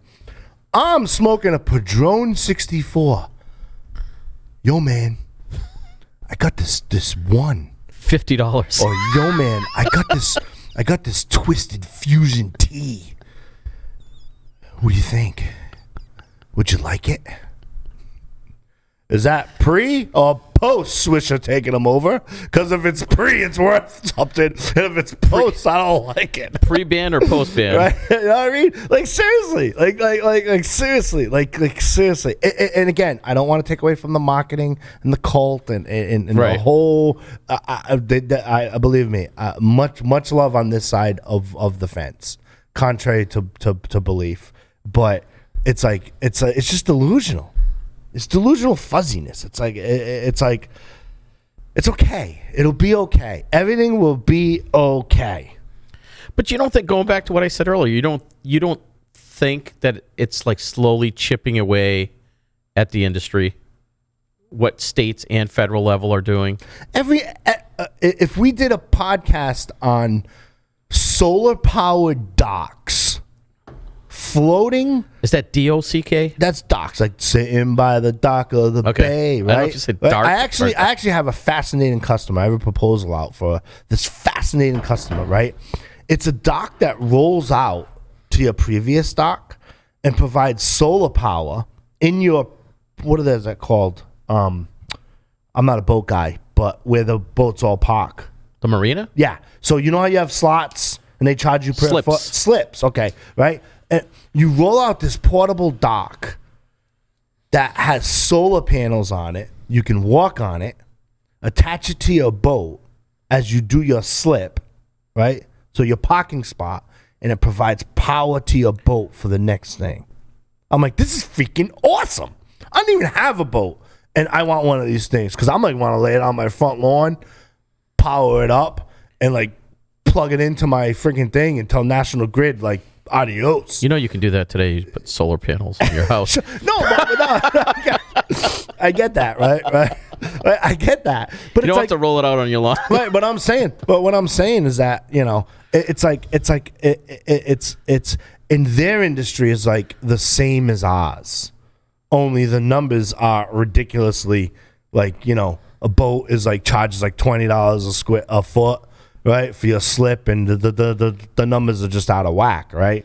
But like they have that. Well, you know, they want to have like certain boats can't come in certain things. So if I want to travel this way, or if I want to do this thing, or they don't make boats anymore from this company anymore, and so every industry has that, and I think we lose sight of that as Stogie Geeks. That every industry has its own sector where government's chipping away. I mean, they wrote a book about it. I read it in junior high. I believe it was written by George Orwell. Animal Farm or frickin' 1984. Is that the same author? 1984, yeah. Woo, my brain is good today. Sometimes. Is it ever not? No, sometimes it's not. Sometimes I just, you know. Your memory always. Sometimes I lack freaks me out. integrity and go off the handles, I guess. That's what I was told. At least by email and certified letter. So, you know, like, so every industry Don't has panic, that. I think is what we're saying. No, Don't panic. Don't panic. You because at the bottom line, what do we spend an hour on this? You can't control it. Don't hoard cigars. You'll be fine. Yeah, you just can't control it. No, absolutely no. It's you know, and right now these are proposals, whatever, and a lot of these get squashed. I mean, they get squashed. We just talked about it. It get squashed last fall when they try to push something. So, I mean, it's gonna. I agree with Joe. I mean, it's gonna be fine. There's always other cigars to smoke. Tobacco's not going anywhere. Find me a piece of legislation that's currently out there that's going to take away a third off the revenue, off the rip, and have it pass through Congress. Yeah, they're not going to. I mean, have even that. the freaking pipeline that came in from the previous administration to this administration yields 16%. So even the big pipeline, and they stopped the pipeline, and we're gonna have to rely on other countries and whatnot. Which, by the way, if you follow history, that's what the D's do, and the R's do something differently. It is what it is, right? So for them to come in and with this legislation, like any other legislation, even it has nothing to do with former president, this president, or color of the red or blue that you're on. If one says one says the other. They come in, they call them executive orders, and they freaking take it away. You know what I mean? Like, the Obama administration tightened up the Cuba. Then Trump released it a little bit, right? To the point where Carnival Cruise Lines was able to go from Miami to Cuba for the first time in like 15 years at the time. I remember covering that when I was at Cigar Club Radio. No, Trump actually limited it more. I'm sorry, then the other one. The other Obama is the one that opened it up. Yeah. See, that's why, See, so not everything I say. News. Yeah, that's no. So I forgot where I was. You know what I mean? The years are a blur. The years are a blur. 2001. 2001. I know. Yeah, it's crazy. But anyway, I know the facts are right. I just might not know who the players are. You want to switch gears and tell me, let everyone know what you've been smoking? Do you want to mention the cigar related to this at all, or just past that? What cigar's related to it? The FDA one. Yeah. But let's close the loop. Load. You want to do a review? Yeah, let's do a review. Let's do a review. I can't keep freaking. Absolutely. Oh, I'm psyched about this one. So I didn't even get to talk about my trip to Tampa, but I was just in Tampa and made a point to go to Ybor City. Obviously, you can't be there and not go there. And I picked up an Atabey Spiritus, which is a Lancero from Atabey. And I was again telling Joe before the show, I've had Atabeys before, and I had never actually seen the Lancero, live. And I was like, damn, this thing looks really good. So you haven't seen a Lancero live? What the hell? Not the Atabey Lancero. Oh. All right. I didn't know they walked. Yeah, right. It was breathing. It was pretty awesome. So I grabbed one, and they're not cheap. It's a 7x40. It's it's averaging $32 online. So definitely not a cheap cigar, but not a rare cigar. You can definitely find them. Wrapper binder filler has always been undisclosed. I bet you Joe in a week will find out what it is, but right now I couldn't find out what it is. It's undisclosed. If you email it to me, I will task it and find it out. There you go. So I'm usually not a Lancero person, and I know that there's some positives with Lanceros. You get more of the wrapper, etc. But I'm more of a Toro guy. But again, this thing it looked like it was going to be a great smoke, and believe me, it was. So it had like a milk chocolate wrapper it was slightly oily sheen on it. It had a pigtail cap on it, and it was just looked like it was going to be fantastic. So on the cold draw, I got some chocolates, some nuts, some coffee, a little bit of earthiness, and that was just the cold draw. I was like, this thing's going to be phenomenal. So I lit it up right away. I did get the earthiness. I got some nuttiness, but I also got cedar and leather along with it. So the first third was amazing. This thing all the way through, burning like razor sharp all around. I just was so impressed with the quality of this stick. You got a little bit of pepper, especially on the retrohale midway through on the second third. Still continued with the cocoa and the leather, and then the end actually got a little creamy. It was a little more creamier, nutty creaminess on the third part of the stick. So I mean, overall, the stick was it was like a journey. I mean, it took me, I think, just over an hour to smoke it, and it was just a phenomenal smoke. Construction was awesome. I mean, I actually noted that this thing must have been made by NASA because it was just so perfectly constructed. I had zero problems with this thing. And so I gave this stick a $5. I wanted to give it a box worthy, but it's a $700 box. So I didn't feel right giving it a box worthy. But a $5, I would spend $150 to buy this easily. It's that good. Atabey's an interesting smoke. I does not one I haven't liked. Did you get? No pun intended. Oh God. We just spent did you get like a freshness menthol flavor from that? No, I didn't. No. Okay, when I smoke Atabeys, and I have reference to this on the previous Stogie Geeks episodes, there's a freshness about Atabey. It's weird. Yeah, no, I can't say I remember that. Okay. It didn't stand out, but it was good. It was crisp. It was. Yes. Yeah. I think because you had the Lancero and you were getting some of the more. If you get into like an Atabey Robusto Toro, you should. I was also probably 4 whiskeys in. So Nice. Just saying. Vacation? Shout out to Angela Yu and the Cathedral in Tampa. Excellent job. If you guys haven't been down there, check it out. Vacation does that to you. That's Yeah. why I love Stogie Geeks, because it's like I'm on vacation. Yeah. Oh, I mean, we never talk about that, but this is phenomenal. I love these Fridays. Yeah. Stogie Geeks Fridays. Cool. So you'd give it a 5. Again, and I don't know if that's fair. I mean, it's really because of the price. No. That's fine. Yeah. If I was recommending it to a friend, I would say get a 5. Yep. We should smoke an Atabey Toro They're great. together. Did you smoke an Atabey Toro before? I have, yeah. You didn't get the freshness? I don't know. I mean, that didn't stand out. I mean, I'm just being honest. It didn't stand out to me.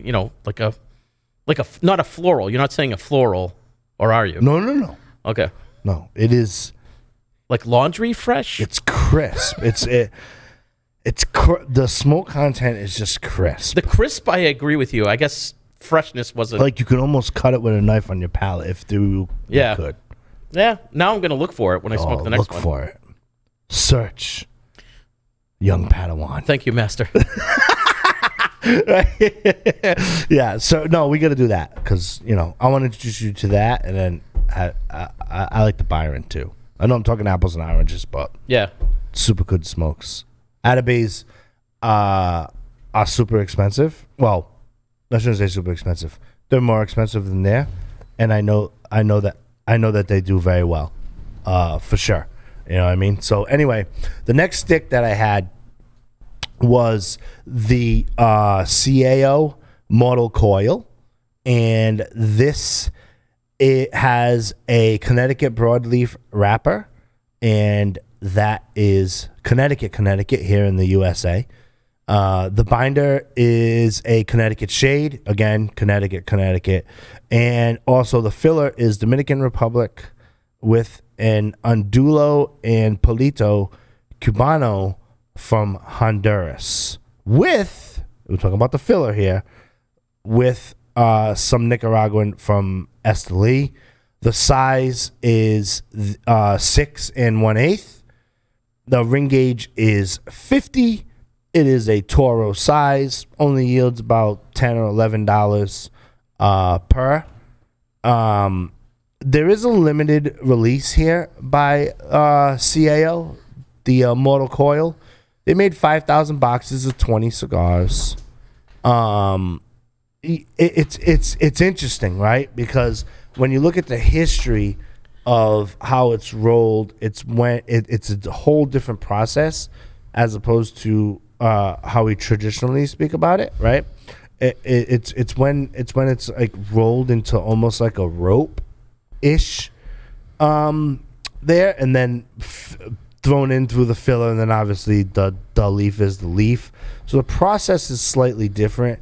The cigar, to me, I really enjoy the cigar. You're gonna get like a black pepper, a little bit of creaminess trying to fight through, but because of the process, to me, it kind of smoked almost like a baba pole without going through the extremities of what the wrapper would consist of a baba pole, if that makes sense. So it kind of had like a strong point and then a subtle point, a strong point and then a subtle point throughout the cigar. So I did get some earthiness and some black pepper, a little bit of chocolate coming through, and then it would get like a little bit like that chocolate like fights for its presence. to go through, and then the black pepper would kick in and then dominate. So if you're looking for a cigar that really transitions very well, tightly wrapped, great smoke component, doesn't break the bank. It's around $10-11. It's from CAO. I mean, Wayback Machine, 2008. CAO was a huge go-to for me for a while there. And so I always like to see them come up with some super cool stuff. I mentioned this a couple Stogie Geeks episode a while back. I think it was two episodes ago, where they had the one that pays homage to the Plaza over in Mexico. I've been on those two sticks, the Mortal Coil and that other one, for a while. When I mean a while, I mean at least a good 6 weeks or so. I've smoked multiple of them. It's medium to full, but I would say it's kind of medium. The full is like you can get through it, because it really is. There is really a drastic transition as that smoke component goes through. And one of the things I noticed too is that not only was the chocolate trying to fight through, but the leather component, which we all know from previous, I really like that. When that kind of like speaks to me, like, which is why I'm such a fan of the pork tenderloins, right? From Tatuaje. But have you had that? The pork tenderloin? No, the Mortal Coil. No, I have one for you. haven't tried that one. So don't leave without it. But give yourself some time to review it, because it transitions like a barber pole, but it's without the drastics, like, the barber pole is like you have like a darker wrapper, a lighter wrapper, but it transitions. It's crazy. It's a crazy stick. Yeah, I mean, I love complex. I mean, it's complex. I don't know. I was going to say, I don't know if you label it You're as complex. looking at me like a deer in the headlights. No, I'm excited. I'm excited. I love. I'm trying to think of one I can't think of one right now, but the Black Irish. The Black Irish that I love. Same kind of thing. There's this not a drastic transition, to your point, Joe, but same kind of thing. So I love those. That's my number one. So, I would definitely try that. I love sticks like that just go from one thing to another. It's almost like you're smoking two sticks in one. Oh, hold on. Modelo, eh? Cool. All right. Right, yeah. So, getting back to the stick I reviewed was the CAO Mortal Coil. Go for it, man. Like, I don't know. Like, that cigar company's going off in like a crazy direction for me. They started naming cigar after some car parts and whatnot, but I still been going back to them. Oh, they do the like the flatheads. Flathead, spark plug. Yeah. The V660. You know what I mean? And then they started naming some stuff, after TV shows, and I don't know. It's just check them out. Check them out. Yeah. Oh, rating. You need a rating. That's right. We have a show. The rating. Have you been checking the chat? I am. All right, good, because I have it off. Like, I can't. Manny says he prefers consistent sticks, not. I'm ad-libbing here, not transitional sticks. Oh, interesting point. It is a different experience, right? Yeah, we can talk about that. Hold that thought. The rating of that of the Mortal Coil, the transitional stick, I love it. Right. the rating of the transitional stick, I mean, I'd give it a 5, right? Because I'm not like 100% there with CAO, but they keep making sticks that I kind of dig. Yeah, I'll Does that be make honest. sense? I haven't. I actually did try some of their car parts, and I don't remember which one I tried. It was the one with the maroon reddish band. I honest to God, for the life of me, can't remember the name of it now. And it wasn't bad. I remember it being bad, but we say this all the time. There's just so many cigars. Sure. There's just so many cigars. Did I ever? You're Portuguese, so you'll appreciate this story. What is that supposed to mean? No, what are you insinuating? You're Portuguese. Did you ever? You'll appreciate the story. You want to hear a CAO story? Dígame. Check this out. Right. So I have 2 hats that I absolutely positively adore. They got to be like 20 years old. So this is going back in the Wayback Machine. They're like that Cuban military style hat. You've seen me wear. Castro hat. Yeah, I have a Drew Estate one. I love the Drew Estate one. Is fire. Yeah, and the new one's gaff. All right. Anyway, right. So the hat's like 20 years old, like easy 20 years old, right? And so I have a CAO one like that, and it's frayed. It's starting to get frayed. It's older, right? It's called patina. What do you mean? The hat. It's patina. Oh, is that the? Yeah. There you go. Cool. Right. So I rock those hats, right? But the CAO hat is smaller than the Drew Estate hat. So when I grow my hair, I can't wear the CAO hat. But back in the day when I used to box, I always had short hair like I have now. So anyway, I would wear the CAO hat, and my brother gave this to me. So like my brother, like, you know, worked delivering pizza. He was in high school at the time, right? So like he's now a police officer who's like, you know, family and all that stuff, right? So like he saved up his pizza delivery money, bought me the CAO hat because he knew I owned the cigar shop. So it's going back then. So I have this frayed it's a connection. CAO hat, right? It just says like hold on, let me get the mirror right, the camera. So it says like CAO right here. On the other side, it's got a little patch. It's got like wings, says rock and rolled. It's frayed. You love this damn hat. I love this hat, right? And I'm a hat guy, so like, you know, I love this hat. So I wore this hat out all the time. And so this one couple we used to hang out with, she's like, so we're sitting by a fire pit and I'm smoking cigars, and this is where my whole perspective changed, right? About cigars and cigar marketing and everything. This is 20 years ago. So At the fire pit. She looks at me. I'll wait for you to finish drinking. She looks at me, and you know, we're you know, it's your 20-year-old Saturday night fire pit. You're drinking, you're hanging out. I got cigars, where, you know, blah blah. It's freaking well past midnight. You know what I mean? She looks at me and she goes, "Let me ask you a question." I said, "What?" She goes, "Why do you have a hat that says dog on it?" And I go, Oh my God. wait, yeah, right. Here's where this is coming from, right? I know where you're going. Here's where this is coming from. She goes, I go, what the hell are you talking about? Like, you're drunk. And she goes, your hat says cow. Cow. Yeah. And cow, CAO, in Portuguese means dog. Is dog. That's true. Like, It's true. Wow. Dude. And that was when I was just like defeated by the fire pit. Like, you know, you're in your 20, you got a CAO hat. Like, you know what I mean? Smoke cigars, pass out CAOs. And why do you have a hat that says dog on it? You know what's crazy? I'm Portuguese and I never looked at it that way. Oh my God. I never looked at it that way. Padawan. Anyway. Dog. That's my CAO story. What do you think? I think it's kind of funny. Do you still like the hat? Did you like the hat after I wear that the shit? hat. As a matter of fact, I will try to wear the hat next Stogie Geeks because I have short hair now. You can wear it now. Yes. What's with the Bissell Brothers? I got to ask. Isn't that a vacuum company? What is that? Bissell Brothers is a brewery Oh, all right. in Portland, Maine. All right. There you go. Shout out to Bissell Brothers. No, don't shout out to them. Oh. They make enough money. Nice hat, though. Mad scientist. If you're into craft beer, Google that. Like, ridiculous. I'm a hat guy. By the way, I'm still waiting for my Rojas hat. I'm just saying. I have two. Live on the show here. I have two. I'll give you Rojas hat if you call your boy from the Stolen Throne and get me that trucker hat. Oh, yeah. Yeah, he promised me one. Yeah. Yeah. Lee, you listening? A lot of promises I get on this show. You know what I mean?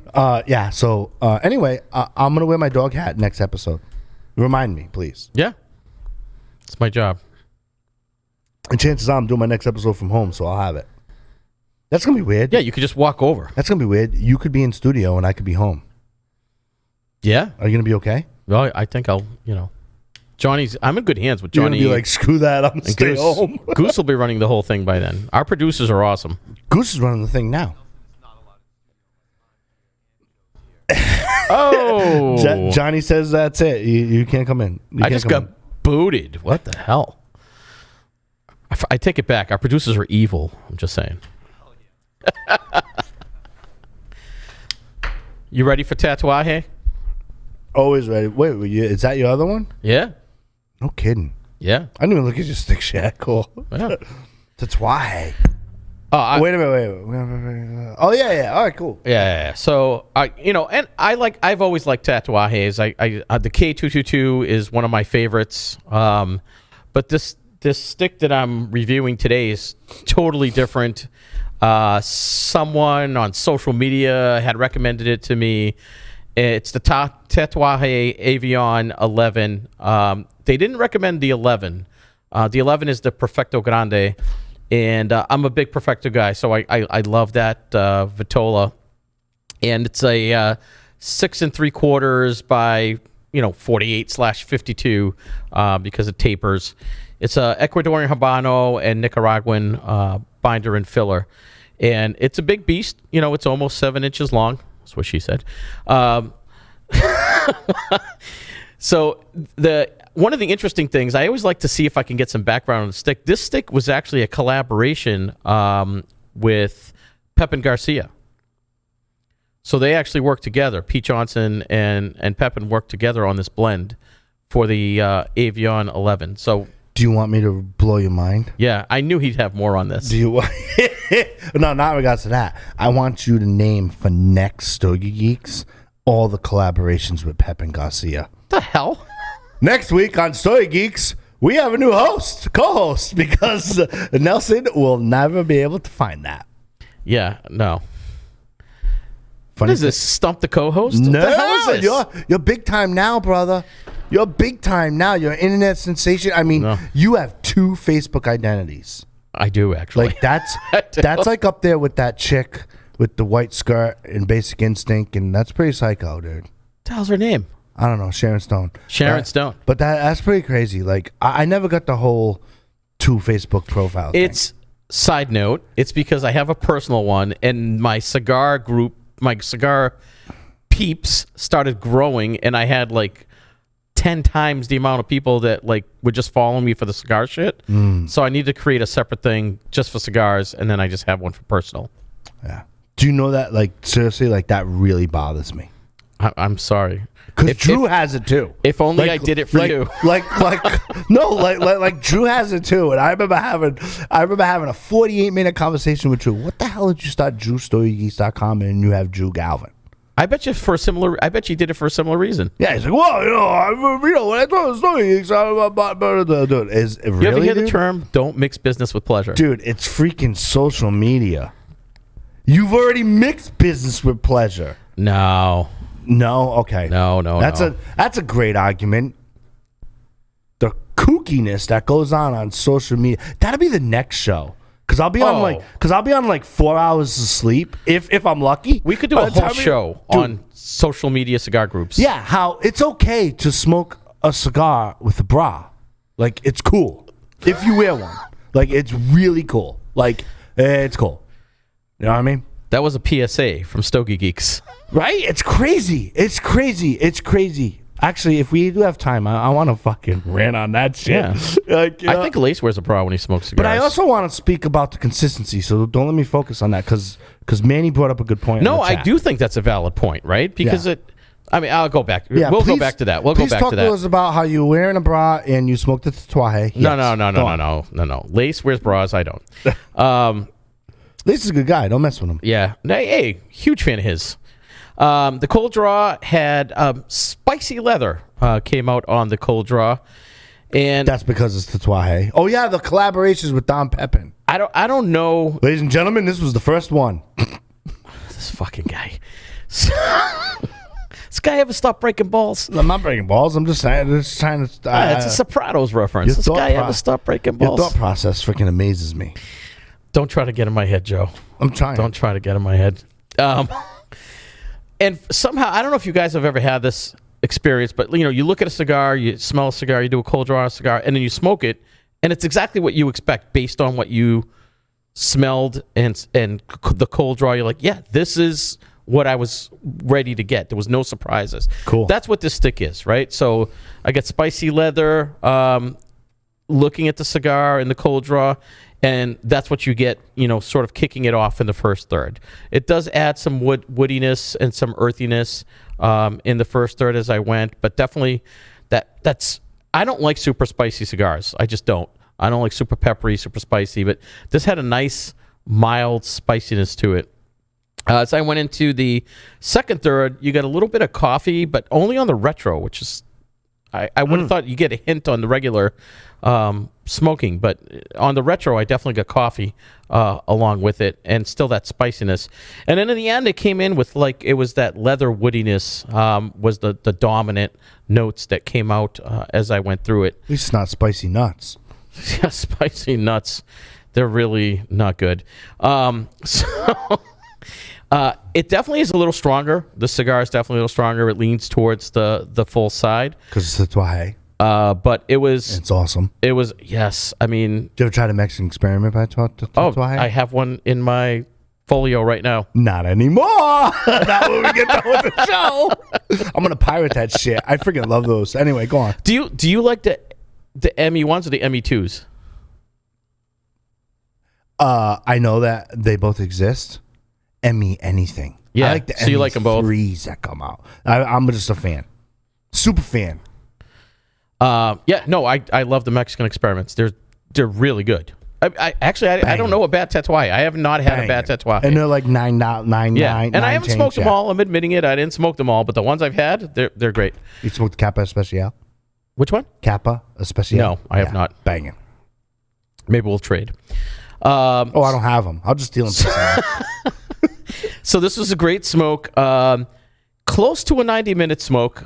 So for those that are looking for something quick, this is definitely not quick. Again, it's a 7-inch cigar, and it's not like a 40. It's thick. That's what she said. So I think for me, this was a box split. Again, I really like these. I probably have 10 myself right now, but I don't know that I'd go a full box on this one. Really? I'm a box split. Yeah. Okay. But it's not because of the flavor or anything other than the size. I don't usually buy boxes of really large cigars like that because it's rare that I have that much time to smoke one. Although I could do one during this show. Really? Yeah. Yeah. You don't have a lot of time? I'm like an hour person. I get about an hour to smoke a cigar. That's it.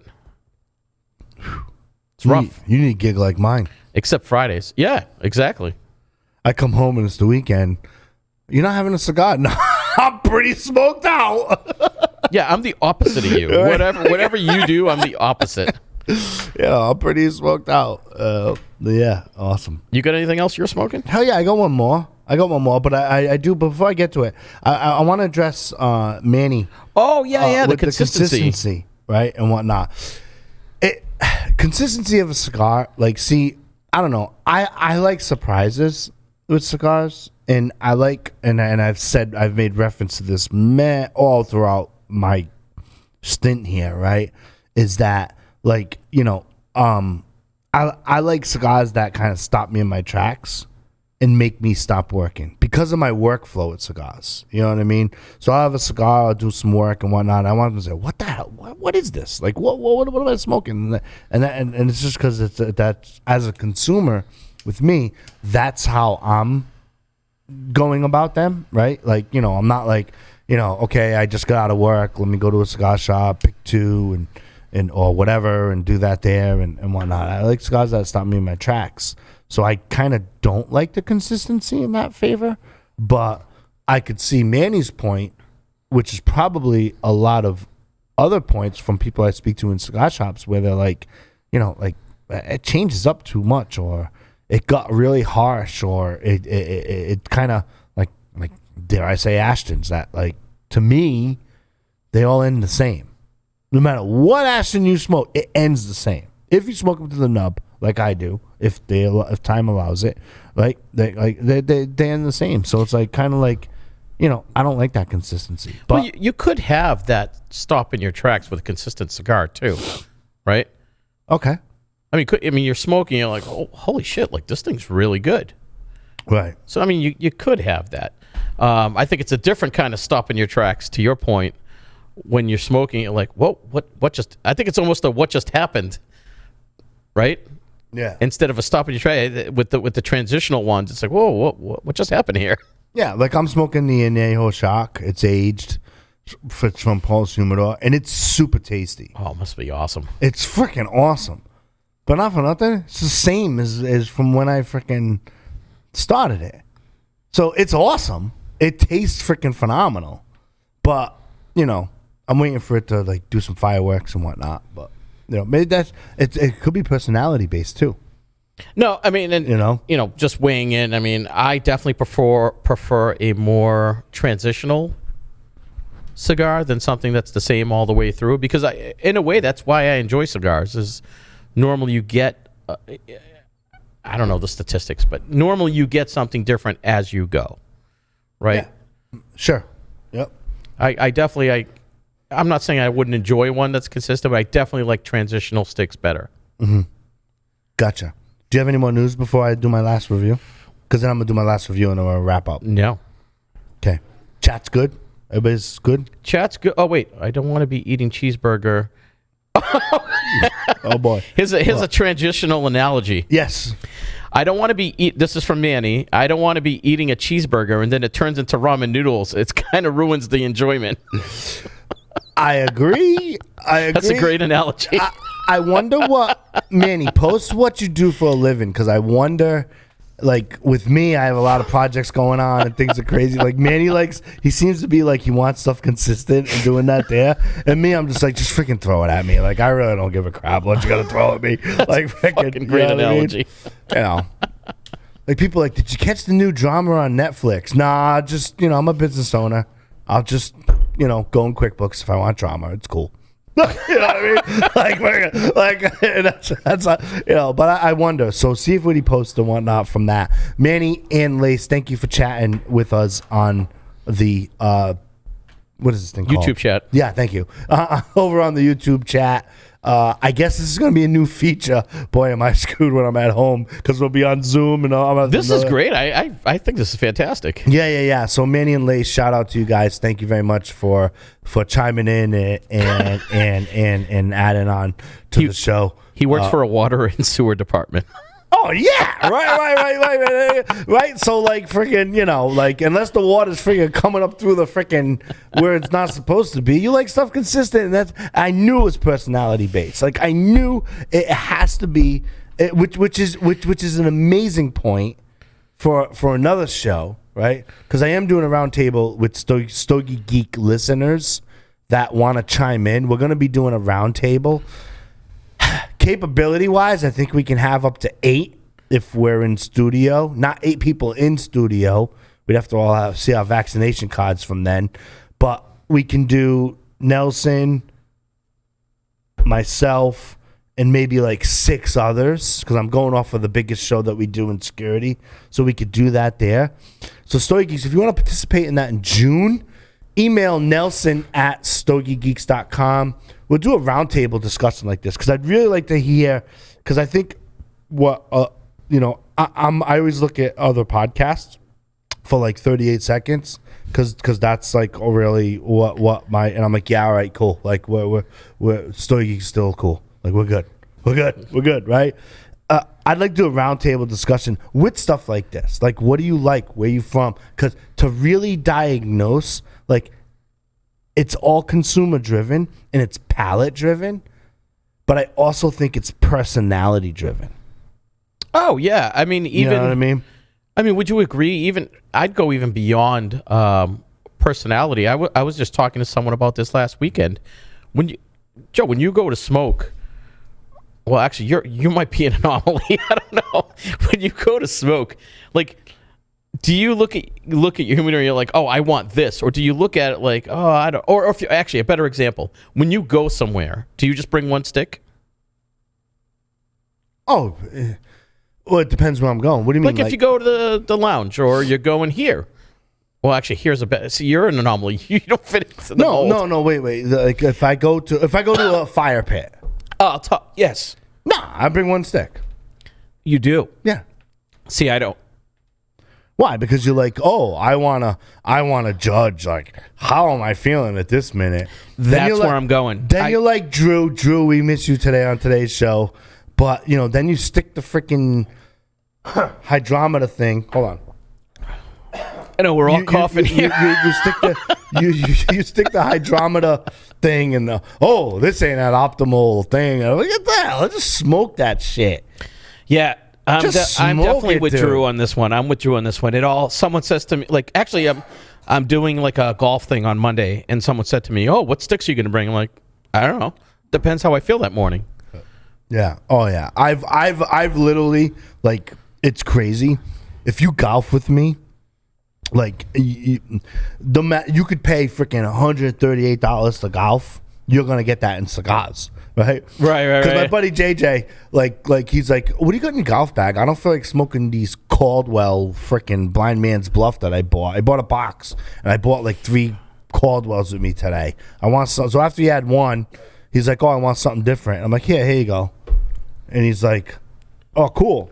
And so I give him, and the funny thing is I gave him like a Davidoff Chef's Edition. Ooh. Before I even had it for Stogie Geeks. Like, I was like, yeah. I was like, I don't know what this is. Like, Just smoke this. Stogie Geeks gave me this. Dude, he freaking tees off and he's like, "Dude, this freaking cigar is awesome." I'm like, "Really? I haven't had it yet. Like, is it really good?" Like, I'll bounce things off of that. Blah, blah. Then he's like, we golf and we continue. He smokes his Caldwell. I rip out another one because I don't pay attention to it. Like, you know what I mean? Like, You're just smoking. Because I have a humidor. Well, it's not really a humidor. It's like a plastic baggie in my golf bag. That I probably have sticks in there from like the last time I golfed, which we live in New England, so it was fall of last year. Yeah, Joe just carries sticks around in his backpack. Right? So, well, you gave me a container today, which I thank you for. Oh, that's true. I just gotta remember to put something in it, right? But like I go in and Jay's like, "Dude, did you know what you gave me?" I'm like, "Nah." Like, they only made like freaking, I'm making a number up, like 3,500, and it's like a chef edition. This is like a $40 cigar. I'm like, "Yeah, cool. Did you enjoy it?" "Cool, man, great." Like freaking, like you know what I mean? Because I just that's just how I am. No, I get it. You know what I mean? And you know how I am. You see the humidor, I'm like, "Yeah, take this, take this." It's different now that you come here almost weekly or whenever we do the show. So, like, there's nothing new, right? Except for the Coil. Make sure you get that before you leave. But it's like, I do my thing and that's just how I go about. But, yeah, if I know I'm going to a barbecue or whatever, I'll just take a stick. Yeah. Yeah, see, I don't know. And I think maybe more people are like you because people are surprised by my response, Manny's with me on this one. What? You're taking your case. He brings more than one. He didn't say that in his defense. He didn't say that. Give him a case. Like, ship him. I don't know. I have a case. Give him I have a case, a little 5 case. He probably has like 20 of them, but whatever. Like, ship it to him. I don't know. Like, I don't forget. Like I don't know. Manny's more astounded by your golf prices. My golf prices? He's like, $135 for golf? Why is that? I don't know. I mean, I I can tell you a story. It does sound high. I can tell you a story if you're a Patriots fan. There was a quarterback in the 80s that lost a lot. His name was Steve Grogan. I can tell you a story about how myself, Ronnie LePet, and my buddy Rob beat Steve Grogan in golf for a charity event. We finished 9 under, and Steve Grogan threw his bags in the car and left. He was pissed. He was pissed. And I've actually interviewed and golfed with Ronnie LePet, linebacker, Patriots, blah blah. Back in the Cigar Club Radio days, and when I was on the Business Roundtable, it was funny. We were actually at a kids charity event, and he gets out of the car and he's like, "Jojo, you have any cigars?" I'm like, "Okay, we're with kids here. Like, we're gonna, we're like raising money for kids and building a playground. I'll give you cigars after we do the live broadcast. Like, I mean, where we go for cigars?" I'm like, "Oh, hold on." But yeah, totally there. So yeah, and it was expensive. We were at this ridiculous. Yeah, it's ridiculous. Golf can get ridiculous. You know what I mean? Especially I'm paying $42. Who? On Monday. To golf? Where you golfing? I don't remember the name of the place. It's in Acushnet. Okay. Do you know the place? Sure. I don't know. Acushnet Golf Club. No. I don't know. It's got like, something hills, some shit like that. Yeah. No, golf can get pretty rowdy. I don't golf, by the way. It's a lesson and then 18 holes. Oh. Because I suck at golf. Only at golf. I wish I had more time to golf. But anyway, a last stick, and then we're going to wrap up the show, I promise. It's almost 3. No. Yeah, I know. Oh yeah, we're gonna cut in the format, and here we are. It's so funny. We were like, no interview, no nothing. Like an hour, and we're done. We'll be done in an hour. It's gonna be an hour. I know, but that's okay. It's to be expected. They have no show next week, so it'll be good. Yeah. Right. Double the fun. Okay, so again, thank you for Lace and Manny for on the chat. That's all wrapped up. That's cool. Last stick I want to talk about is the Guardian of the Farm. Love that stick, dude. I completely love this stick. I love that stick. Like, completely love this stick. I like the concept that it's named. It's called Guardian of the Farm. It's named after the bulldogs that kind of go after the that watch over the watch over the farm over there. It was rated in the top 25 cigars for Cigar Aficionado for 2017. All of the sizes are named after the dogs that watch over the farm. They're available in boxes of 25. You have the Apollo 6x44. It's actually a good size for sure. I've had the JJ 5 and 5.25 by 50. I have not had the 6x52, which is Campeon, Campeon, which is the name of the dog, and Rambo, which is a 4.5 by 48. I actually had that as well. So I've had 3 of the 4 sizes there. Your wrapper, binder, and filler is from Nicaragua. You have a little bit of Corojo in there. Super cool. They have a Maduro version. Night Watch is called off the top of my head? Yeah. Yeah, okay. All right. So the Night Watch, I'm not talking about that one. I'm talking about the regular Guardian of the Farm. So it has that Connecticut shade wrapper, the lighter wrapper. But I didn't like the Night Watch as much as I like the one that I'm talking about. But let me tell you something. Like, it's a super cool stick. Doesn't break the bank. Aganorsa Leaf makes this. It's a great cigar. You get kind of like a creaminess with a little bit of pepper. Manny would like this. It's very consistent, right? It's a very consistent smoke. There's no like drastic changes during it and stuff like that. Good smoke, good price. Check them out. They're made by Aganorsa Leaf. I'd give it a box split, right? I'd definitely give it a box split, and you won't be disappointed when you have this stick. That's the Guardian of the Farm. Check them out, and there you go. We had a lot of good sticks reviewed today. Oh, yeah, they're all sure. 5ers and above. Yeah, sure, absolutely. So the next time I am on Stogie Geeks, if I have bags underneath my eyes or something like that, I might be sleep deprived, because we are going to have the birth of Kid 2, which is amazing. I can't wait. Joe's leaving us for a week to pop out a kid. A week at best, could be more, but I think I'm going to be able to do the second episode 2 weeks from today. It's from the deck of my house. We have the technology to pull it off. Family first, brother. Family first. Oh, yeah, but, I'm sure. I wonder what next week's Facebook feed will look like and fill us up with stuff. Either way, you'll keep us abreast when you talk about the news. Absolutely. Cool. Well, we're going to finish this stick. We're going to finish this drink. Are you going next door? I have nowhere to be but here. Oh, great answer. Great answer. I got to be home. Manny says, are you sure you're wrapping up the shore this time? Yeah. I got to be. If I had my way, we'd have pot 2, and I would still keep going until 6:30 tonight. It's pizza time with my son. And next week's pizza time will be interesting, because then there will be 4. Mom, Dad, and 2. Only one will have pizza. Yeah, I was going to say someone's going to be doing a shift. Caden will be rubbing some pizza, pepperoni on his face or something. Dude, I can't wait to see the interaction. Like, his baby. He is pumped. I am pumped. He's going to be so psyched to be a big brother. 100%. You know what I mean? 100%. Like, he is. Tonight after pizza, we're decorating the mural thing. Are you painting? No. Oh, thank God for that. Bandwidth. We're putting the stickers on. Stickers. All right. But he gets to pick it. He gets to put the sticker on. In his brother's room. Yeah, because obviously, Kid 1, you just do it. You know what I mean? But Kid 2, you have to include it. See, that's the key to parenting. See, pretty soon, parenting, Stogie Geek style. Another podcast. Like, you gotta include Future them. episodes will include baby advice. You gotta include them. You gotta include them. You know what I mean? So, yeah, it's gonna be super cool. Lace says, "Good luck, Joe." Oh, thank you, man. I'm super. Just stay on. He'll be on social media. I only have one profile because I'm not a schizo like other people. I'm not an internet sensation. I'm not an internet sensation at all. I post Stogie Geeks is coming on. I get like 2 likes. Nelson posting, he gets 16. If he didn't wear a bra, he'd get 23. I don't know what to say. What are you going to do? Nips matter.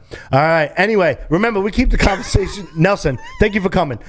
We keep the conversation going all week long. Go to StogieGeeks.com. Check Nelson out because he's super cool and gets all the posts. Email all of your complaints to Nelson at StogieGeeks.com. Stogie Geeks, we'll see you next time. Peace.